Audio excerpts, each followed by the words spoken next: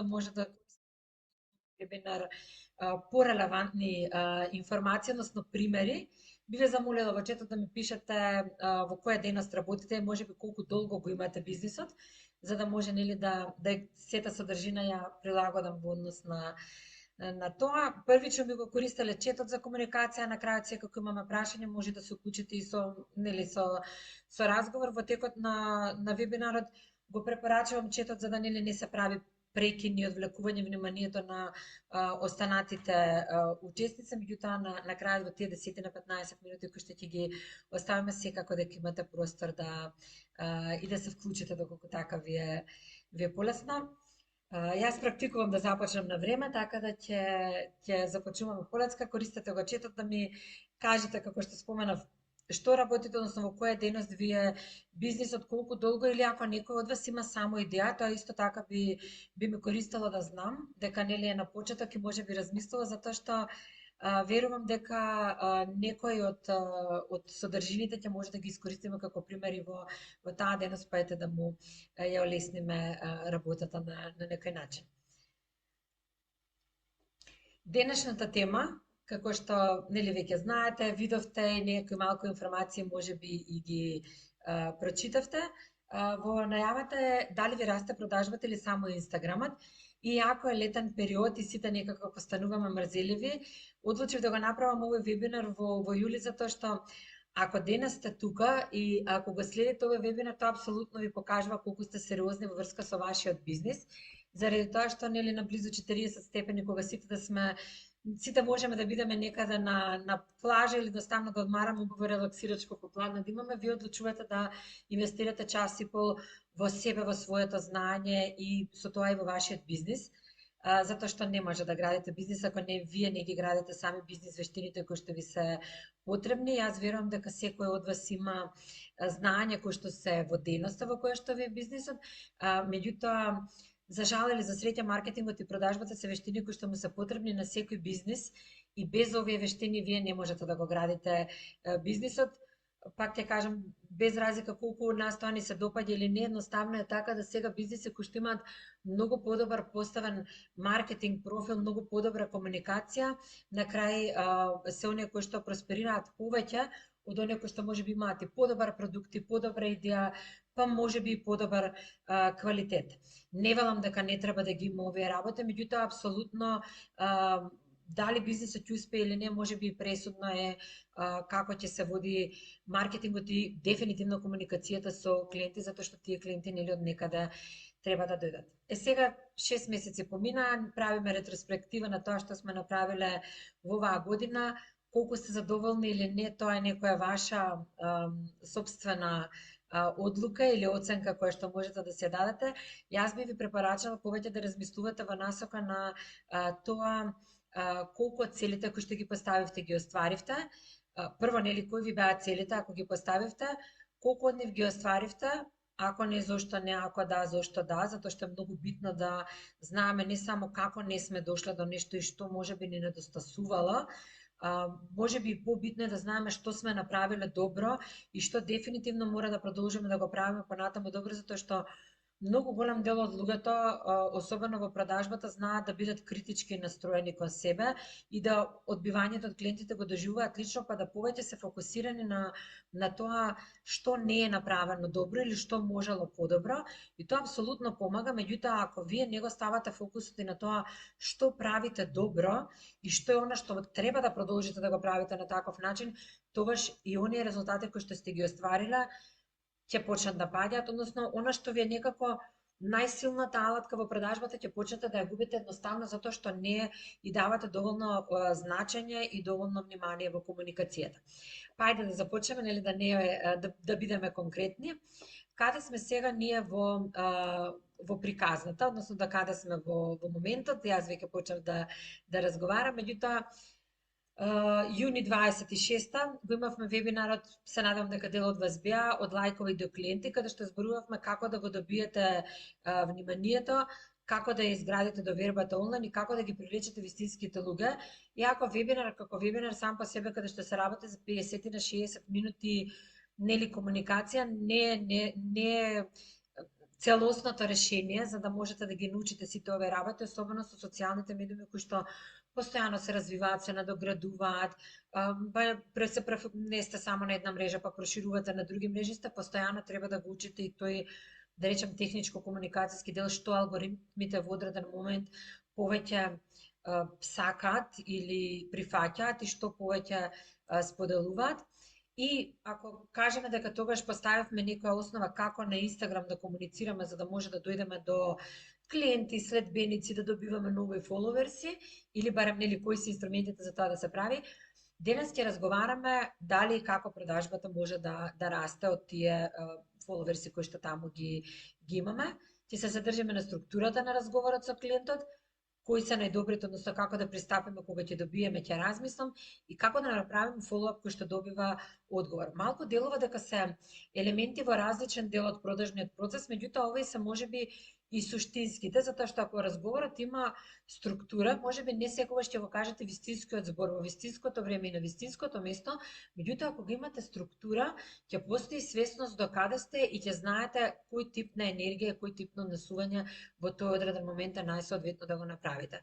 Ќе размислам еден од најчестите изговори кои што ние продавачите некако го доживуваме како можеби најбезболен, мене ако ме прашате е најопасниот, затоа што во тој момент кога го добиваме не ни го погодува толку егото колку сите останати, не го добиваме како цврсто одбивање, а од друга страна ако не се реши во моментот кога се случува, ретко кога се надминува, затоа и е посебна тема вечерва, и фоллоуап кој што добива одговорот кој што не се чувствувате дека се наметнувате, дека пречите, дека досаѓате, дека го форсирате клиентот, затоа што всушност вие денес треба да го направите следниот чекор за вашиот бизнис, веќе втората половина од годината изминува.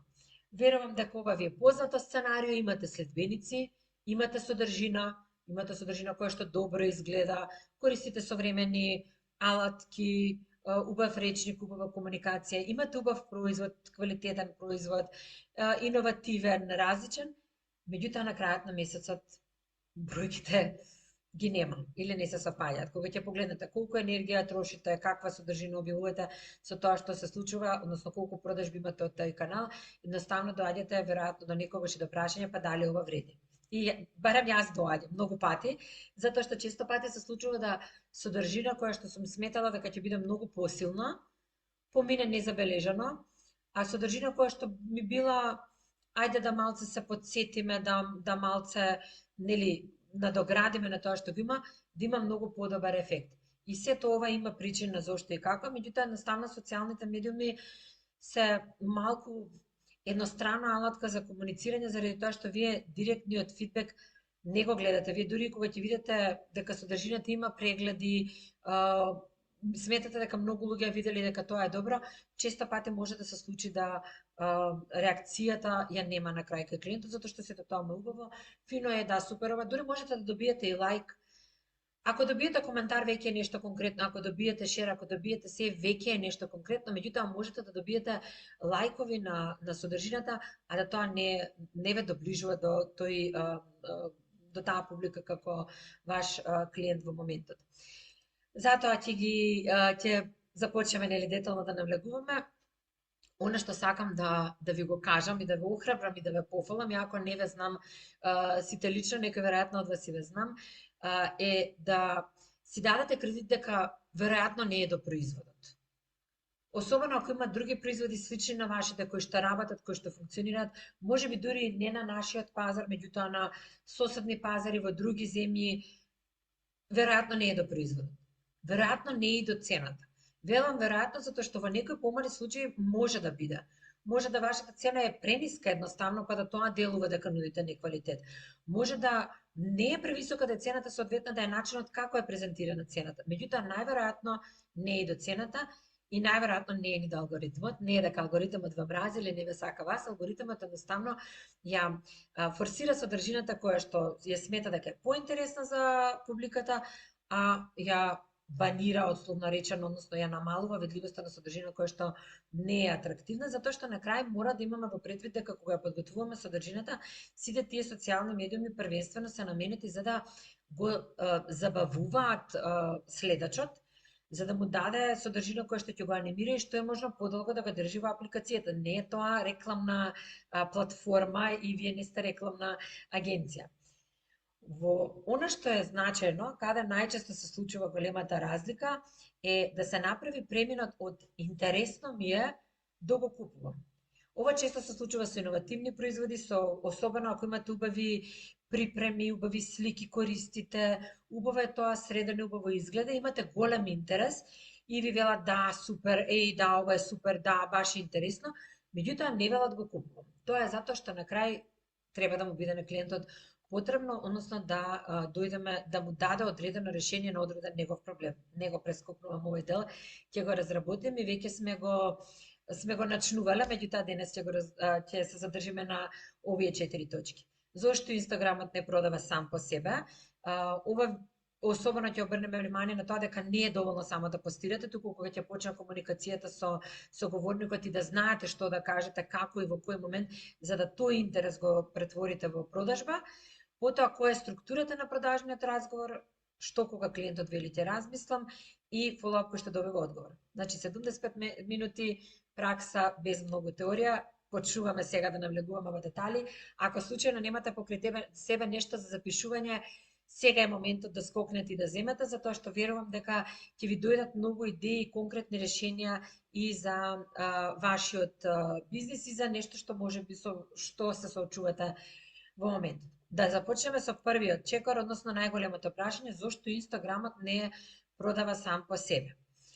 Има две метрики, сега терминолошки не можам да кажам класично мерки, меѓутоа два параметри кои што можете да ги следите, а од кои што само една да ги плаќа сметките. Значи Рич, она е колку луѓе ве виделе и ова во делот на Рич го имате како статистика солидно и на Инстаграм и на Фејсбук и на секоја платформа сега, и овој Рич е битен за алгоритмот.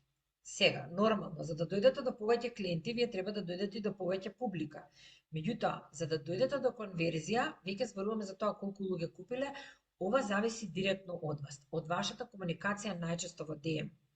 Во DM, во коментар, во кепшн текст, значи што таму ставате, затоа што се задржувам повеќе на Инстаграм, пошто Инстаграм е некако носечка платформа, меѓутоа дури и на Фејсбук и на останатите платформи, особено видеото, односно рилсот или сликата или каруселот, првиот слайд хукот, се оние кои што одлучуваат дали клиентот ќе рече ова е интересно, нели она ме интересира, да видам, да прочитам повеќе. Од тука натаму, како ја водите приказната и како го надоградувате разговорот, одлучува дали ќе дојдете до конверзија или не. Клучно е како ќе го водите разговорот во DM. И да постојано кога ја спремате содржината да имате во глава дека лајковите не се тие кои што плаќаат сметки, конверзијата е таа која што плаќа сметки, затоа не секогаш трошите премногу енергија на тоа дали сликата и припремата за Инстаграм се совршени, веројатно нема да бидат, после некој време ќе ви текне дека можело нешто да биде поинаку, меѓутоа сте го направиле најдобро како што сте знаеле или сте сметале дека е соодветно во тој момент. Задржете се повеќе на содржината, односно како таа содржина која што ја давате влие на читателот од другата страна и дали полека постепено тој разговор во кепшн текстот го води до продажба, затоа што на крај некој што ви е клиент, бидете сигурни ќе го прочита кепшн текстот.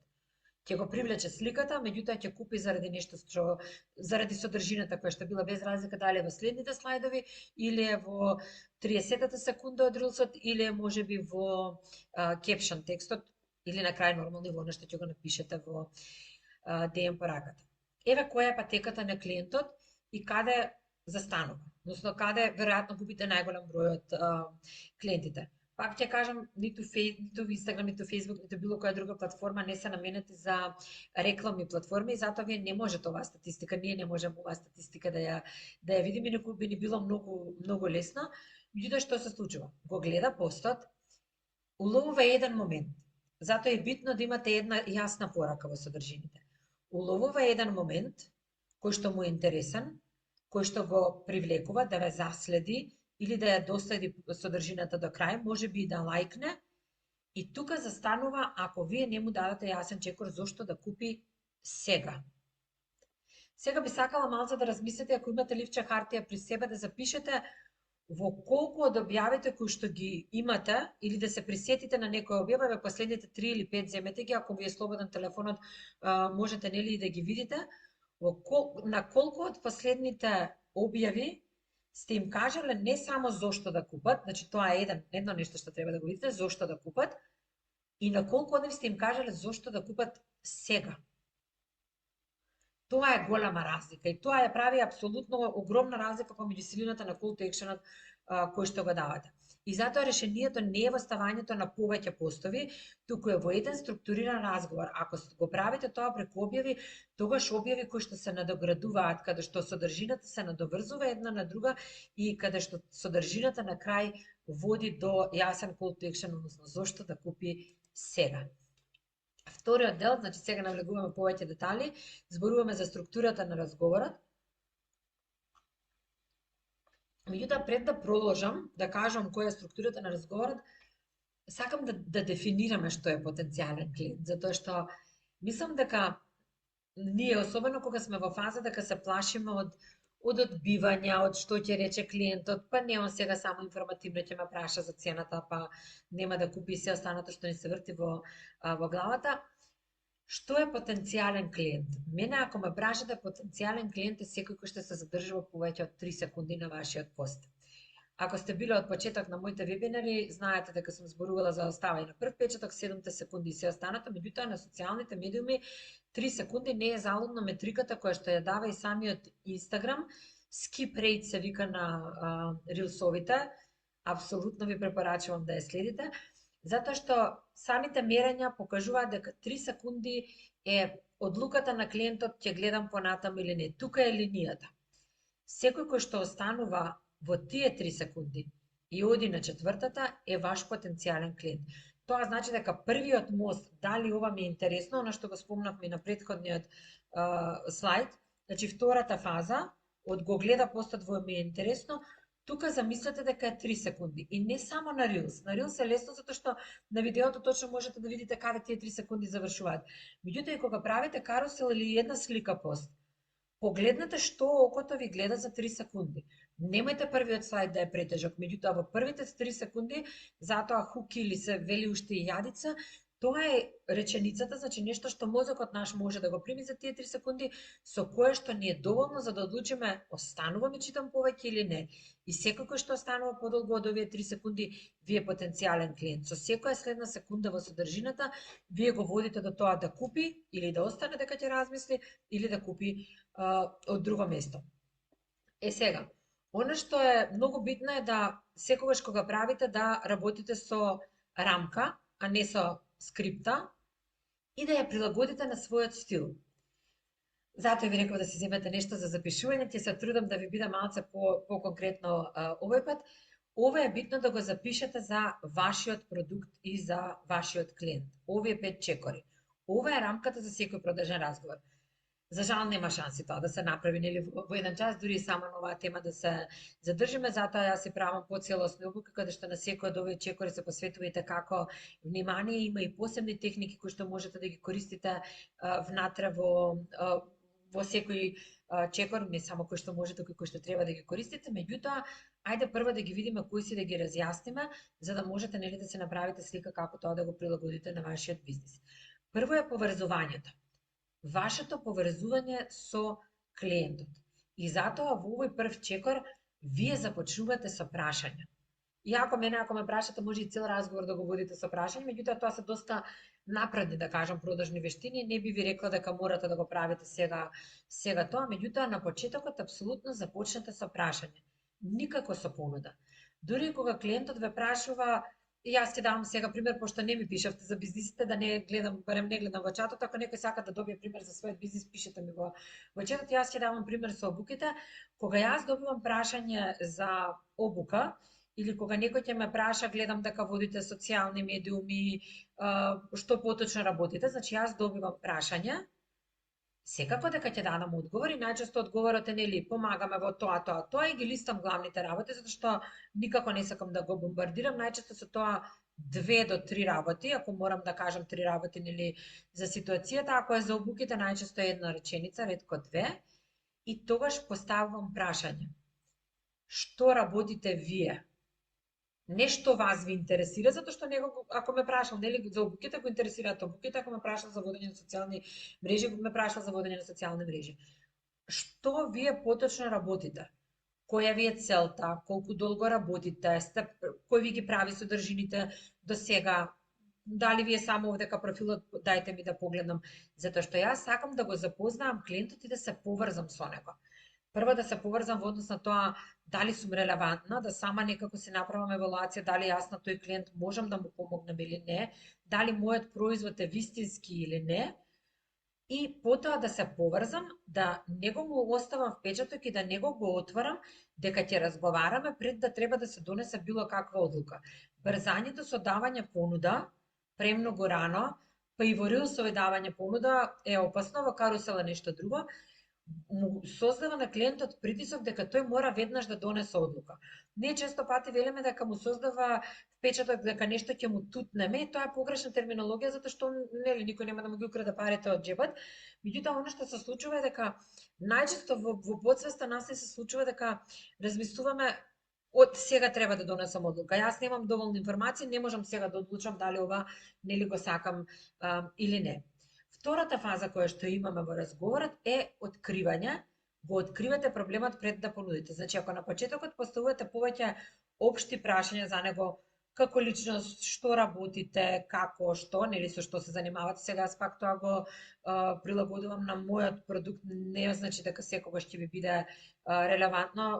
Не знам ако работите во некоја друга категорија на продукти, сигурно работите во друга категорија, ќе поставите прашање кое што е релевантно. Ако нудите бизнис решенија, ќе прашате колку е голема компанијата, дали имаат некакво бизнис техничко решение до сега и слично, значи нешто што ќе го отвори, тогаш во откривањето вие ќе одите поспецифично, затоа што тука ви е целта да го откриете конкретниот проблем.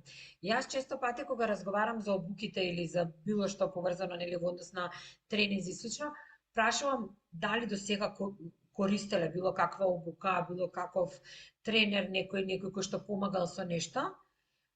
И можете дури да прашате што ги натерало сега, што ве натера сега да се одлучите да не контактирате.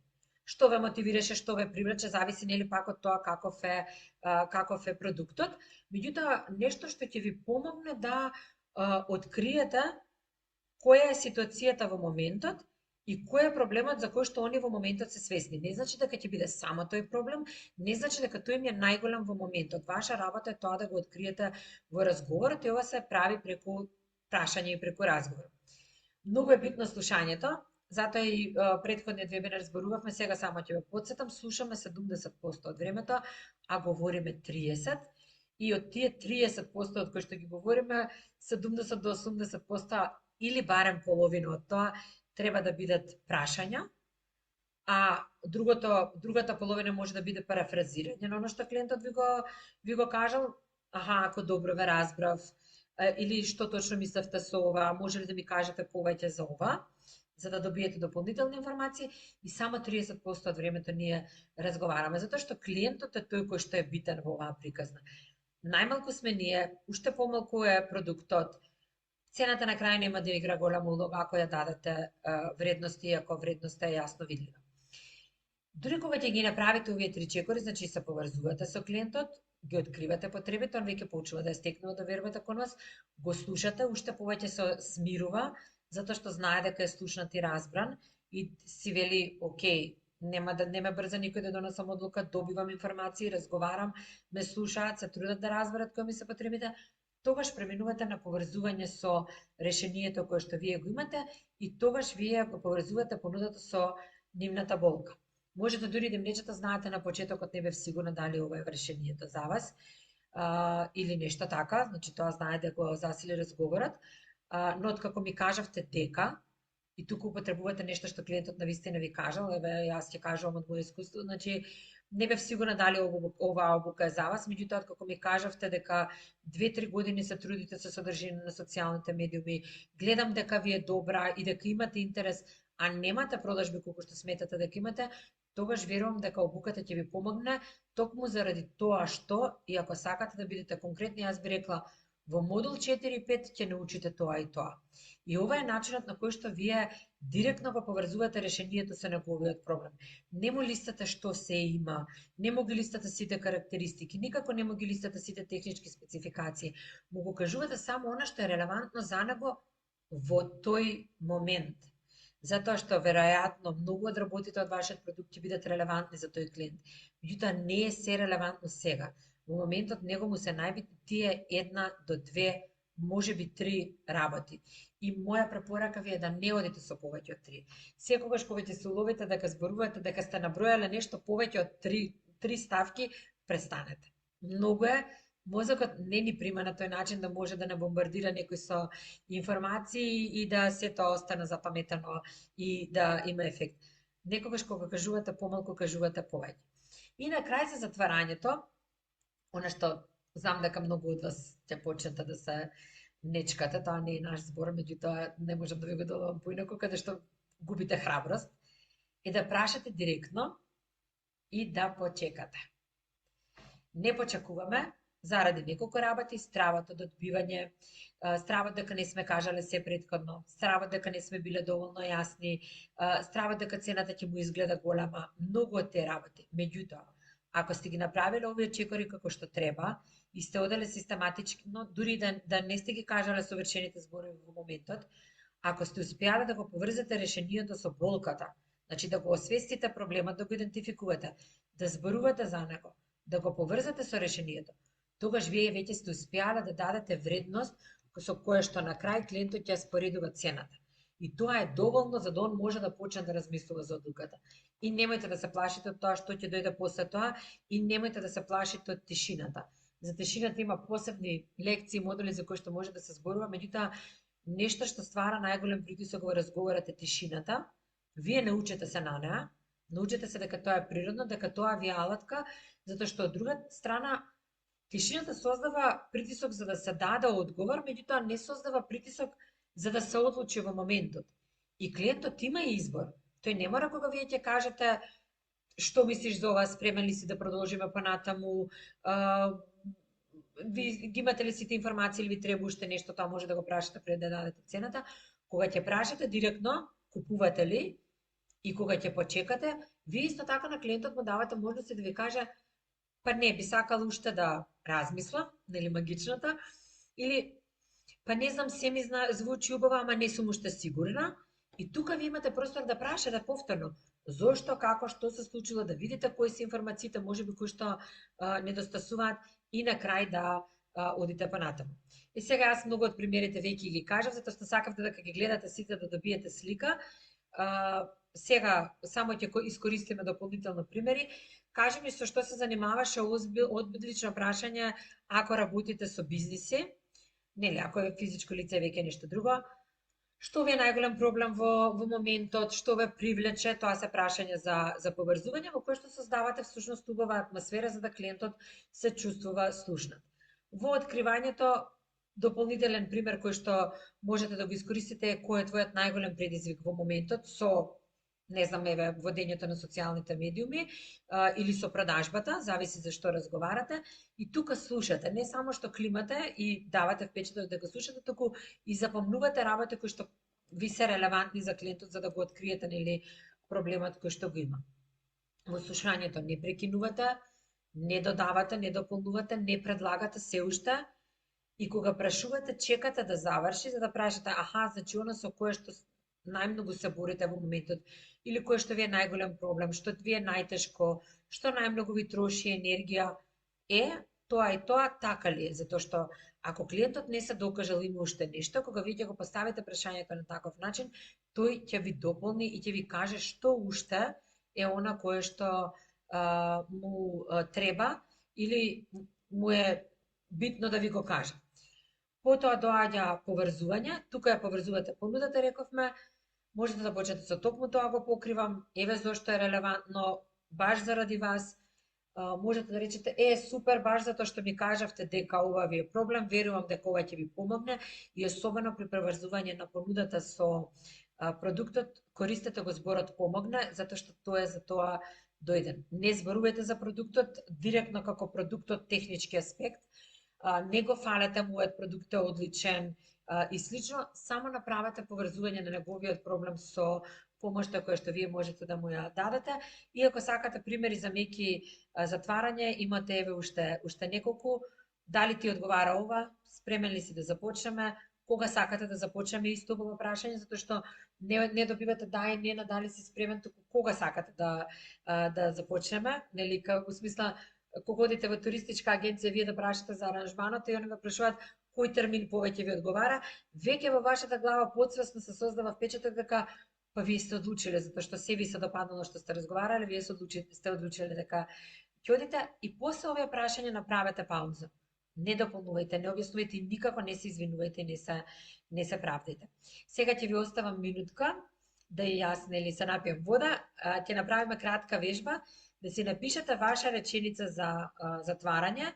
Можете да ги искористите секакви овие примери кои што се прилагодени на вашиот бизнис. Можете, ако некој сака фидбек, може да ги напишете во чатот, може на крај да споделите или едноставно да си напишете за ова што го зборувавме, нели можете да го примените.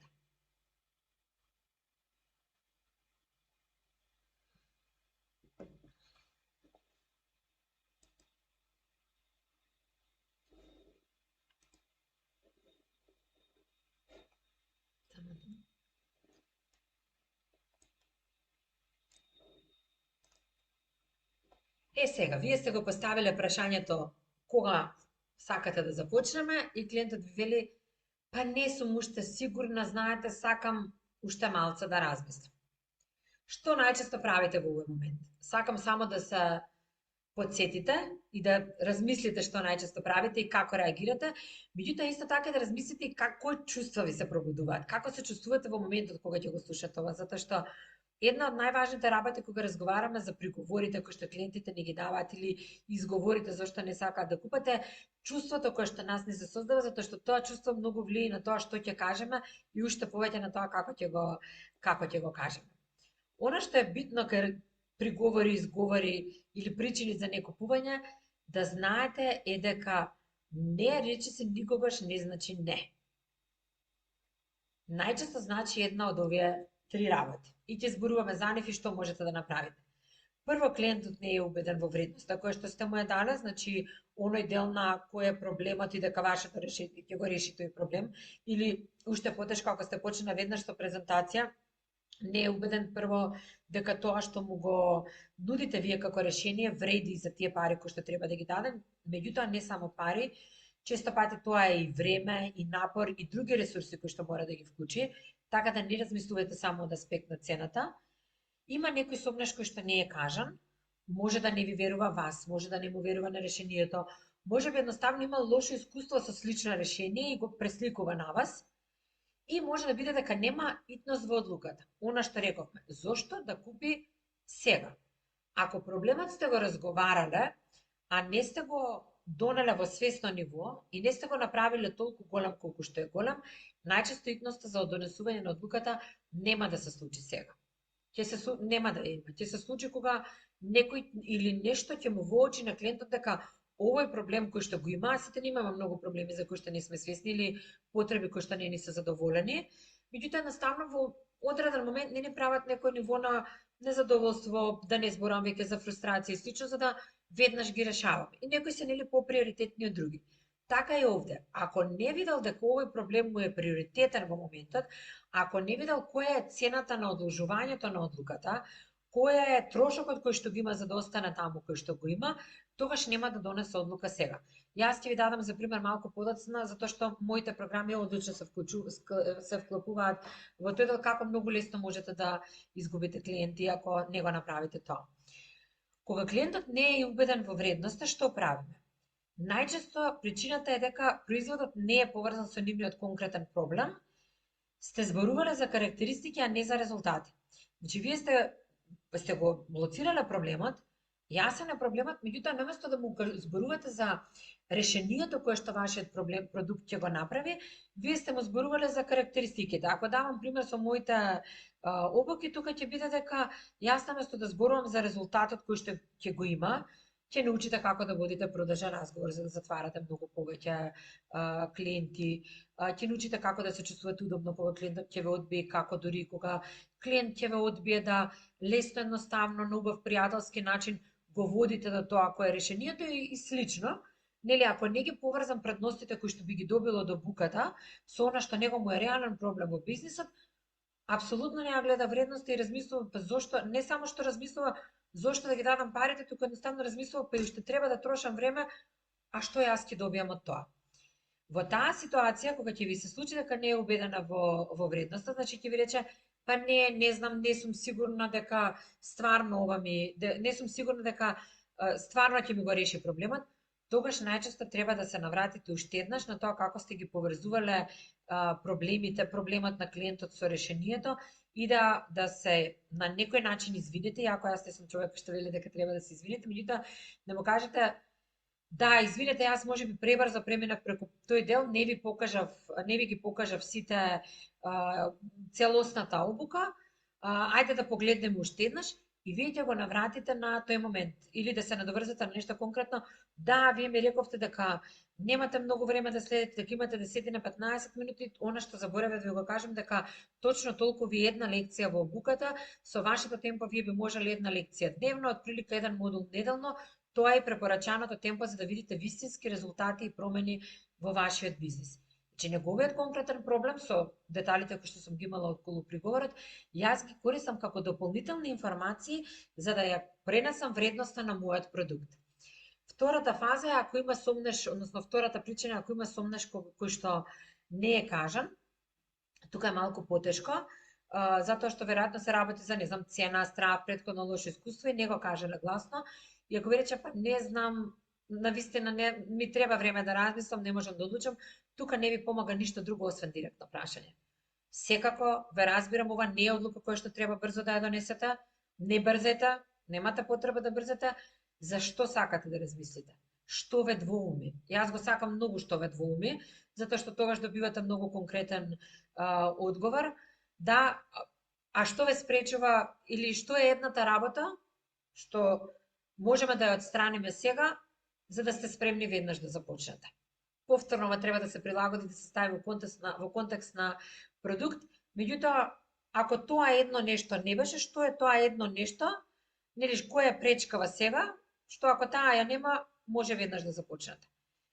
Што е едната најголема работа што ве кочи и слично, направете си варијации кои што нели се соодветни за вашиот бизнес, и ако нема итност за одлуката, тие сметаат дека можат да одлучат и за месец, 2 година, тогаш најчесто се работи за тоа дека не сте им ја покажале цената на неодлучување, цената на незапочнување, и тогаш може да кажете да, јас верувам дека во моментов као супер е што во моментов не ви изгледа ситуацијата страшно, ама колку време или нерви или пари губите со тоа и тоа. Или ако јас зборам ќе би прашал директно, а што мислиш што мислите колку клиенти изгубивте затоа што не го подобривте тоа, не знам, постовите или текстовите или вебсајтот или лендинг страната или комуникацијата, било што. За да создадете конкретна загуба во умот на клиентот од одложувањето на одлуката, затоа што ние генерално не сакаме промени. Јас сум зборувала за тоа и нели да не одиме сега во таа конотација затоа што сепак е друга ни е темата, меѓутоа луѓето ќе ја одложуваат одлуката до кога можат. Ако е тоа 6 години, ќе е 6 години без разлика што местото каде што се им носи 100 пати повеќе штета од колку да ја направат таа промена. Едноставно такви ни се тизите. Со конкретниот одговор кој што го давате, многу е битно да не инсистирате и никако да не нудите попуст, олеснување за плаќање, се дека не слушнете конкретен искрен одговор. Знаете како малце поголема инвестиција ми од колку што можам да се дозволам во овој момент, и кога ќе почувствувате дека навистина тоа е пречка, она што рековме, едната пречка која што ако ја отстраните ќе тргне, тогаш можете да размислувате за да излезете во пресрет можеби со некој план на рати или некој начин на плаќање кој што ќе им помогне, или ако е тоа некое пообемно решение, па да му понудите пократка верзија и слично, не знам, да нели сега зборуваме воопшто, меѓутоа ако се некои програми да речеме во однос на буката, јас можеби би размислила да понудам првенствено дел од буката, па кога ќе го заврши да направи второ плаќање па да го доби остатокот или слично, ви давам само пример. И секогаш пристапувате во овој момент со ве разбирам. Затоа што само така ќе го држите клиентот отворен и расположен да зборува со вас и само така он ќе се слушне дека вие сте тука стварно за да го разберете. И тогаш прашувате.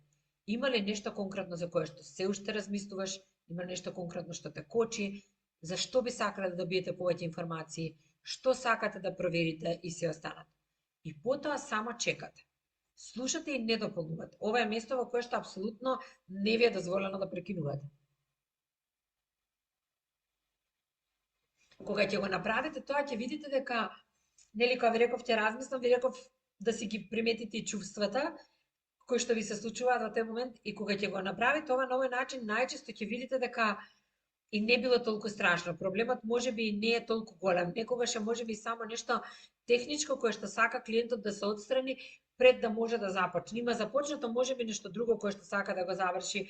И слично еве конкретно ако зборувам за обуките, можеби посетува некој курс за јазик кој што му во моментот му одзема повеќе време и сака кога ќе започне да се посвети, па наместо спремен да започне, едноставно не е спремен да започне сега, сака да направи распоред, да види кога може и слично. И тогаш веќе разговарате за конкретниот проблем и за конкретната пречка која што има. И сега доаѓаме до тоа како да направите follow-up, значи не зборуваме, ќе се навратам, овдека не го оставате со тоа дека ќе размисли. Нема подобро време за клиентот и нема подобар соговорник, некој кој што ќе му даде повеќе информации за вашето решение на клиентот од вас. И ова е легитимно да му го кажете. Дури ако клиентот ви рече дека сака да ве провери дали законски работите, што е сосема легитимно, можете да му кажете те разбирам. Апсолутно имаш право. Повели, ова е местото на кое што можеш да провериш дали регистрација, вебсајт или било што, зависи нели кој што како работи, или нешто слично, зависи од ситуацијата и од продуктот. Ти стојам на располагање да ти го дадам секој документ кој што сакаш да го видиш, да си увидиш нели точно на кој начин работиме. Некогаш повлекувањето е поголемо притискање, не можам да кажам, меѓутоа знаете, во англискиот има многу убав дел за продажбата, има pull и push стратегија. Не може да сте постојано во едната. Мора да малце ги користите едната и другата, затоа што тоа е балансот на енергиите во разговорот и така и во животот, нели, од секој разговор, од секој однос со некого и давате и примате. Особено во продажбата мора да биде така. Да, вие сте тој кој што давате, меѓутоа ќе примате сите информации од клиентот. Тука, ако се потрудите да разберете, најверојатно, барем во помал дел, ќе доаѓете до овој четврт дел, до follow-up-от кој што добива одговор. Ова особено сакам да го перцепирате од аспект на разговори во DM, затоа што претпоставам дека штом сте тука работите доста со социјални медиуми и со продажби преку социјални медиуми, меѓутоа и дури во живо или било како да работите продажбата. Follow-up-от е нешто кое што можеби во продажбата се обрнува и најмалку внимание, затоа што во некои да речам, агресивни или не можам да речам конзервативни, меѓутоа досегашна литература за продажба, ако погледнете да ги гледате Брайан Трейси како еден од најдобрите можеби инструктори и тренери за продажба и многу од тоа време, секој добар продавач се труди да не дојде до овој момент. И тоа е супер. И тоа така треба да остане. Рековме, малку пуш, малку пул, разговор со клиентот ќе ви донесе до тоа да имате помал процент на клиенти кои што ќе ви дојдат до follow-up да треба да го направите. Меѓутоа, еве, например, јас работам со клиент кој што работи со софтверски решенија. И тоа не е едноставна одлука. Сум го зборувала на некои од вебинарите, пак ќе го спомнам овде за да го поврземе. Има едноставно продукти кои што се high involvement. Јас користам англиска терминологија затоа што не сум нашла соодветна македонска за да го пренесам значењето, меѓутоа ќе го објаснам, и low involvement продукти.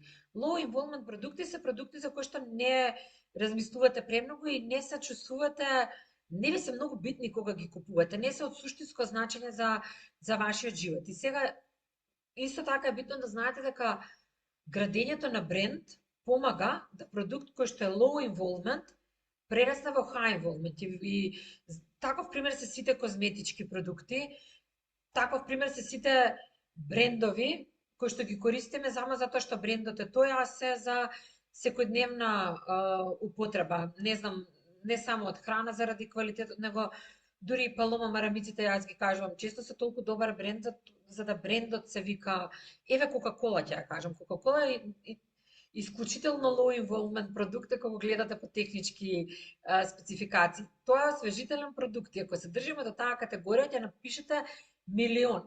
Меѓутоа затоа што брендот е граден и е изграден, вие успевате да од low involvement продукт направите high involvement продукт. Што значи ова? Од продукт кој што јас имам основна потреба да ја згаснам жетта и имам 10.000 варијанти, јас да одам на нешто специфично дека токму Кока-колата морам да испијам, односно high involvement продукт кој што ми носи малку поголем и повисок тип на задоволства. Не само да ја згаснам жетта, тоа е основна потреба, туку и да добијам чувство на, нели сето тоа припадност, Кока-кола е, тоа е бренд, не пијам ништо друго освен Кока-кола, инаку јас не сум фан, само да ви кажам, апсолутно не го сакам вкусот, меѓутоа нели како бренд може многу учебници да се пишуваат по нив. И тоа е нешто што значи и престиж, и кога ќе ви видат со него, нели се остава впечаток и слично. Истото и со брендовите на телефоните. Вие се врзувате и тој станува, меѓутоа телефонот сам по себе е high involvement продукт. Ви го давам овој пример за да го видите. High involvement продукт е продукт кој што се користи подолг период најчесто, долго време и се доживува како инвестиција. Се користи често во секојдневие, се користи можеби за битни клучни задачи, ако е тоа компанија и во битни улоги, во битни процеси или ако е нешто за домот, најчесто како такви се доживуваат мебелот за разлика од декоративните материјали, затоа што декоративните материјали сами имаат понизок ценовен ранг и можете полесно да ги смените. Сега зошто ви го кажувам ова? Ако имате таков продукт кој што е high involvement или ако имате клиент кој што има лоши искуства претходно, за него донесувањето на одлуката брза сега и одма не е опција. Ако го притиснете брзо да одлучи, тој ќе се исплаши и нема да одлучи воопшто. Рековме, полесно му да остане таму каде што е. Затоа, особено ако имате high involvement продукти, follow-upот е нешто што е клучно да го совршите и да го работите, затоа што ако го направите добро, тогаш тој ќе ви биде природен чекор од продажбата, а не само тука се е изгубено, ајде јас уште еднаш да пробам дали нешто можам да направам. Сега зошто велиме дека follow-upот е битен и која е разликата? Разликата помеѓу follow-up кој што работи и кој што не работи е многу мала, а многу голема на крај. Имаме овдека примери. Лош follow-up почнува со само сакав да проверам дали размислуваше. И тука има неколку елементи, она што реков, скоро никогаш не се извинувате, освен ако не го навредите клиентот, а не ви е дозволено да го навредувате како продавач, посоодветно да му речете, извинете, јас не можам да ви помогнам, пробајте со друго решение отколку да го навредите. Значи се извинувате, само проверувате како да е ова нешто небитно и дали размислуваше. Веќе комплициран процес. Значи, он и да размислувал, се плаши сега да размислува пак, затоа што размислувал е веројатно не стигнал до нигде и некој ќе ве контактирал со некое прашање или слично. И најчесто не размислувал затоа што му било комплицирано да размислува дури и кога сте разговарали. Причината зошто не функционира овој follow-up. На овој начин вие барате нешто од клиентот. Кога ние бараме нешто, кога некој бара нешто од нас, најчесто организмот се става во гард мод и се заштитува затоа што не сака да биде во ситуација да служи на некому друг. Сите наши органи и мозок и срце и се останато се направени за нас да не служат и нашиот мозок така реагира. Дека кога некој бара нешто од нас, треба да не заштити затоа што тој е тука за да не заштитува. Тоа е друга психолошка теорија. Во овој follow-up вие не давате ништо. Зошто му е на клиентот битно што ти сакаш да провериш дали размислува? Зошто он всушност морал да размислува? Звучи очајно. Мислам дека ова само по себе, дури и последното, со само сакав да прашам, уште да пишете, извинете, не сакам да ви сметам, само сакав да прашам. Ако сте го направиле тоа, супер, сите грешки што сте можеле да ги направите, сега сте ги направиле, знаете што не треба да повторувате. Како изгледа добар follow-up? Здраво, не се извинувате, не извини, имаш ли време, ништо од тоа. Најдов на нешто што верувам дека те интересира и понатаму ќе видите продолжувате со нешто што е релевантно за клиентот. Зошто ваквата структура, може дури да не му кажувате најдов на нешто што верувам дека те интересира. Може да му пишете здраво, верувам дека ова ќе ти помогне за и го кажувате проблемот за кој што сте разговарале и понатаму го продолжувате разговорот. Зошто ваква структуриран фоллоуап функционира? Прво давате вредност. Вие му давате нешто што него ќе го интересира, што му е релевантно. Не барате ништо од него, значи тоа не е опуштен. Ништо не се бара од него, не мора да размислува, не мора да се правда, не мора да се објаснува, не мора да донесува одлука и на крај звучи природно.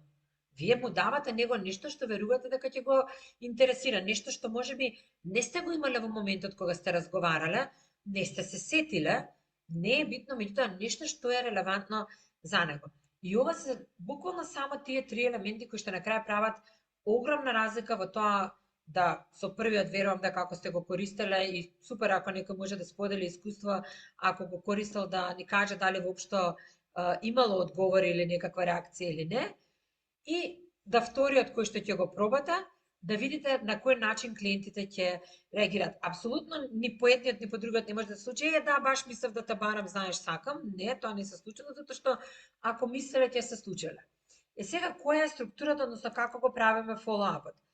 Во 3 контакти со 3 различни цели. Зборуваме, нели, ако првиот не го постигне ефектот, па и ако вториот не го постигне, и ако тогаш одиме на третиот. Во првиот контакт, после разговорот, ако веќе сте комуницирале во DM на било кој канал или на Viber или било како, јас препорачувам да продолжите на истиот канал.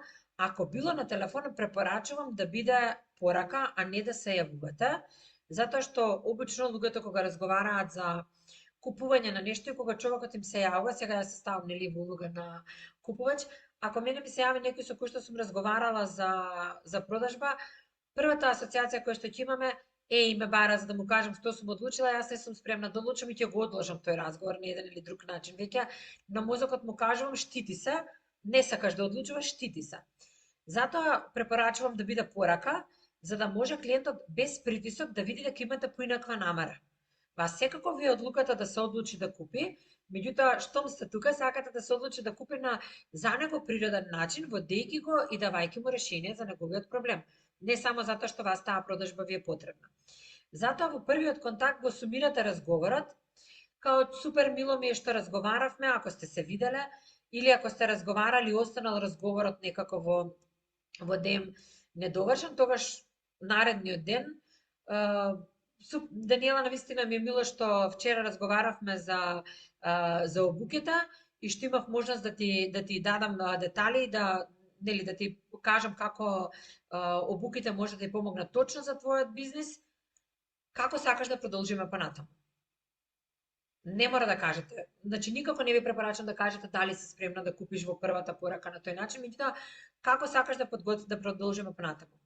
И знам што ви текна некој од вас што сте со страф од одбивање, не треба да прашате имаш ли уште прашања. Затоа што ако имала прашање претходно. Тоа е само начин да направите нешто како првиот, како примерот, односно да му покажете дека се плашите од фоллоуапот и од тоа дека нели како ќе реагира. Затоа прашате го директно дали си подготвен да започнеме, јас кажав не би прашала, зависи каков бил разговорот, меѓутоа најчесто би прашала или кога си подготвена да започнеме, или нели би прашала во насока на тоа да како сакаш да продолжиме понатаму, особено ако сте зборувале за повеќе варијанти. Без разлика дали ќе има одговор или не на таа порака, оставате да поминете уште 2 дена, односно во третиот ден, значи сте разговарале денес, првиот е утре, после 3 дена, зборувате за вредности и тука праќате нешто што е корисно. Не спомнувате купување. Можете да го поврзате со нешто лично што сте зборувале, нешто што е релевантно за клиентот. Ако е во мојот случај, јас би пратила линк до некој вебинар. Се сетив дека разговаравме за тоа како најголем проблем ти е поставувањето на прашањата. Ова е вебинар кој што можеш да го погледнеш и кој што верувам дека ќе ти помогне. Толку не продавам ништо. Затоа што така му давам чувство на клиентот дека јас сум тука да разговарам и да нудам решенија, а не за да продадам. На крај, ако он тоа не види вредност во тој вебинар, веројатно и не го изгледа, веројатно нема никогаш да изгледа ни повеќе од 2 или 3 лекции од обуката и нема на крај никакво значење дали јас сум ја продала обуката или не, ако он не е подготвен да ја користи. И на крај во ден 7, особено ќе ви кажам примери ако нема одговори, во ден 7 веќе давате, значи една недела по разговорот, директно прашање. Директен јасен предлог за следен чекор. Зависно дали имало одговори на овие две претходни пораки. Какви биле одговорите, го прилагодувате тоа директно прашање, меѓутоа предлог за следен чекор. Не, повторно не размисливте и се останато, туку како сакате да продолжиме, спремни ли сте да почнете и слично. Зависи повторно како бил разговорот. Ќе гледаме примери, затоа и не сакам нели однапред да ви давам многу и да ви бомбардирам. Што правите кога нема одговор на пораките, на сите овие 3 пораки, тогаш пишувате една посебна порака. Не сакам да ти досадувам, затоа што ако нема одговор, веќе нели природно тоа е заклучок. Ако темата се уште актуелна, тука сум, јас тоа би го парафразирала, ако се уште размислуваш за обуките и не кажувате, верувам да ви помогнам, мене рефлексно ми иде како да разговарам со клиентот, меѓутоа кажувате не сакам да ти досадувам, ако се уште размислуваш за обуките како начин да ти помогнат во твојот бизнис, тука сум, ако не, те разбирам поотполно.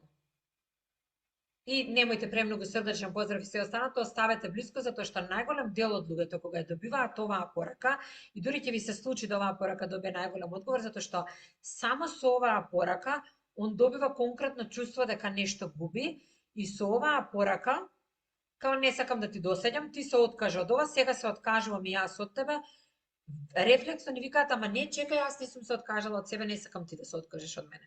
Тоа е посвеста која што ни зборува и таа мотивација созда видност зошто сега треба да одлучат, затоа што ако клиентот одговори на оваа порака, тогаш апсолутно се потврдува она што го рековме, дека он само не почувствувал идност зошто сега треба да одлучи. Сметал дека може да одлучи и после 6 месеци, дека се едно не бил свесен дека нешто губи. Што научивме денеска? Прво, што е многу битно, зошто рич без разговор не конвертира. Ова ви го кажувам за да и ќе се задржам малце тука, затоа што знам дека се многу фази, знам дека се многу техники кои што треба да ги совладате, да ги научите. Не сите од вас се природно продавачи, ако такво нешто не постои, меѓутоа не сите од вас имаат, да кажам, искуство со продажбата. Ако имате убав рич и ако клиентите реагираат, тоа значи дека иницијалниот интерес сте го направиле. Оно што треба да продолжите е да таа комуникација, истиот начин на комуникација, со истата енергија, со истиот тоналитет, само да ги покачате на поголемо ниво, на повисоко ниво и да малку поконкретно зборувате за продажбата во разговорите со клиенти. Ја научивме структурата на продажен разговор во 5 чекори. Битно е да апсолутно понесете со вас дека прашањата се тие кои што го отвараат клиентот и кои што помагаат и многу повеќе отколку тоа вие да зборувате, и дека е сосема природно клиентот да ви рече ќе размислам, односно да ви покаже дека не е подготвен во моментот да донесе одлука, и тоа само треба да ви помогне да видите кои се информации или кои разговори и прашања не ги поставивте, а сака да му ги поставивте за да може да донесете полесна одлука. И на крај фоллоуапот да го гледате како алатка која што природно се надоврзува во продажбата, затоа што едноставно не секогаш клиентот е подготвен да одлучи во моментот. Се случува да луѓе кога ќе видат пост, особено на социјалните медиуми, затоа што е безбедна комуникацијата, може да се исклучи кога сака, да од интересот до разговорот со вас и до тоа да дојде ќе размислам, да поминат само 3 до 5 минути, додека вие пишувате со нив. И да едноставно ви е потребно повеќе време, можеби нешто во животот да ги потсети, дека тој продукт стварно им недостасува и вестинскиот за нив. Затоа доживувајте го и ќе размислам и фоллоуапот како природни фази од продажниот разговор, од продажбата воопшто, од процесот, а не како нешто што сметате, го притискате и се наметнувате. Јас имам веројатно најголем дел од клиентите, иако нели работиме, зборам сега за клиенти можеби повеќе на кои што им помагаме со социјалните медиуми, еден од моментите каде што најтешко се надминува е моментот да кога клиент ќе ви кажам ќе размислам или кога разговарате со клиент да му кажете дека треба да го водите до тоа да треба да се одлучи, да му го поставите прашањето одлучи се сега. Нели не на тој начин зборувавме како, меѓутоа да му го поставите да дојдете до тој момент да бидете одлучни да му кажете реши се сега заради тоа и тоа чувство дека ги притискате, дека се наметнувате, веројатно нешто на што најмногу треба да работите за да го отстраните, меѓутоа на тоа се работи ако ги имате сите елементи ви доаѓа како природен процес. Ова што денес како поминавме едно си жена на целиот можам да кажам продолжен процес, иако тие 5 фази кои што се измеѓу имаат многу елементи, техники, комуникацијски, продажни, па и дел психолошки кои што нели влијаат на тоа луѓето како работат. Сега доколку некој од вас сака и е подготвен да го научи целиот пат од создавањето на првиот впечаток, без разлика на кој канал, до затварањето на продажбата, за вас е обуката Продави природно и тоа е обука која што некако на крај најмногу легнува и најсоодветна за малите бизниси. Јас морам да кажам дека и ми е најмила, затоа што и прва која што почнав да ја правам и е целосно решение, соодветно прилагодена на мали бизниси. За оние кои што сакаат повеќе, јас некои работи веќе ги споделував преку примерите, затоа што тоа беше најсоодветно. Се работи за 7 модели кои што ве водат низ сите фази и чекори, се што треба да знаете за продажбата. Работиме со снимени видеа, односно имате снимени видеа во лекции од 15 до 20, ретко кога 30 минути, ако е баш пообсежна темата и најчесто се од 6 до 8 лекции по модул, 50 на 56 мислам дека се вкупно. Да, вкупно е околу 20 часа едукација, меѓутоа вие можете да диктирате ваше темпо на учење во обуката, она што вас ви одговара, не само кога ќе гледате во текот на денот, него и колку пати сакате да ја гледате и дури и вежбите да ги направите како сакате и добивате доживотен пристап. Значи се работи со македонска платформа која што овозможува ваков тип на едукации, каде што содржината ви е достапна. На крај, не де Боже, ако нешто технички се случи, секогаш се бара алтернатива да обуката се покаже на други моменти. Го имате линкот за обуката во чет, доколку нели сакате да видите повеќе детали, затоа што јас немам многу повеќе од ова да навлегувам. Оно што сакам да ви го кажам е дека обуката чини 11.900, меѓутоа вебинар понудата која што важи до 27 е 6.990 и добивате се што сите модули, не е скратена верзија, тука едноставно е посебна понуда за оние кои што сте денес вклучени, затоа што верувам дека само ако ви се допаднал денешниот начин на комуникација и на објаснување на работите и како јас гледам на продажбата, дека само тогаш обуката е вистинска за вас. Ако нешто од начинот на кој што комуницирам не ви се допаѓа, може да ви биде дури и несоодветна. Не ви ги листам кои се модулите, ве препорачувам да ја погледнете за да видите. Многу и од вебинарите се ставени како бонус содржини. Во секој модул имате вежби кои што на крај ви прават една workbook, нешто како работни листови кои што ги правите постепено, за да на крај ви уствари добиете буквално буквар за вашата продажба и да добиете систем со примери и со вежби кои што се соодветни за вас. Значи има и примери кои што може да ги користите, меѓутоа вежбите ве водат за да сето тоа го прилагодите и да на крај во било кој момент можете да се навратите на тие белешки и да си се подсетите и кои прашања треба да ги употребувате и каде и како и зошто и се останата. Нема повеќе да должам за овој дел. Ако имате прашања за обуката, апсолутно стојам на располагање. Официјалниот дел, да кажем, оној дел во кој што јас зборував заврши. Сега ќе ви препуштам простор за прашање. Го имате профилот на Инстаграм, било што можеби нема да ви текне денес или не се чувствувате удобно да прашате сега, ако не сакам да ви зборувам за тоа. Било кога, било што ако ви треба, можете да ме контактирате на Инстаграм, го имате имејлот. Меѓутоа тука оставаме простор за прашањата. Сега ќе престанам да снимам.